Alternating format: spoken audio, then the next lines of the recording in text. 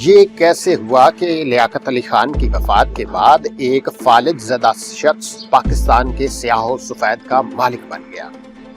دوستو، قصہ یہ ہے کہ لیاقت علی خان کی شہادت کے بعد مسلم لیگ نے ایک ایسا فیصلہ کیا جس کے نتائج خطرناک ثابت ہوئے۔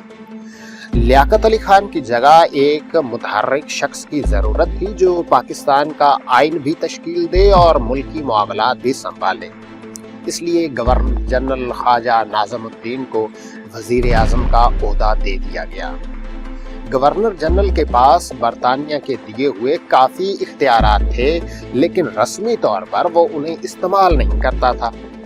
اس لیے وزیر خزانہ ملک غلام محمد کو بے ضرر سمجھتے ہوئے گورنر جنرل بنا دیا گیا۔ فالج کے مریض ملک غلام محمد بیوروکریٹ تھے۔ قیام پاکستان کی جدوجہد سے ان کا دور کا بھی واسطہ نہیں تھا، اس لیے وہ عوامی امنگوں کو سمجھنے سے سراسر قاصر تھے۔ اس پر مزید یہ کہ فالج کے باعث ان کی گفتگو کسی کی سمجھ میں نہیں آتی تھی۔ ان کی امریکی سیکرٹری ترجمے کے فرائض سر انجام دیتی تھی۔ اس وقت پاکستان کا آئین نہیں بنا تھا اور پاکستان کو 1935 کے برطانوی ایکٹ کے تحت چلایا جا رہا تھا۔ اس ایکٹ میں گورنر جنرل کے پاس کافی اختیارات تھے۔ گورنر جنرل غلام محمد نے فادر آف دی نیشن بننے کی بجائے اس ایکٹ سے فائدہ اٹھایا اور اپنے اختیارات کا کھل کر جائز اور ناجائز استعمال کیا۔ ان کے دور میں پاکستان میں دو بڑے اہم واقعات ہوئے ہیں۔ ایک یہ کہ مشرقی پاکستان میں بنگالی زبان کی حمایت کرنے والوں پر گولیاں برسائی گئیں۔ دوسرا یہ کہ احمدیوں کے خلاف چلنے والی تحریک کو کچلنے کے لیے لاہور میں مارشل لا نافذ کر دیا گیا، اور یہ لاہور کی سطح تک نافذ ہونے والا مارشل لا پاکستان کا پہلا مارشل لا تھا۔ دوستو، اس پر بس نہیں بلکہ غلام محمد نے اختیارات کا ناجائز فائدہ اٹھاتے ہوئے وزیر اعظم خواجہ ناظم الدین کو بھی برطرف کر دیا۔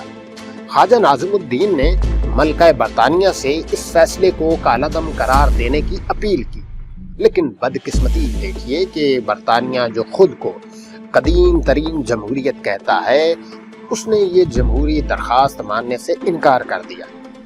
ملک غلام محمد نے خواجہ ناظم الدین کی جگہ امریکہ میں پاکستانی سفیر محمد علی بوگرا کو وزیر اعظم بنا دیا۔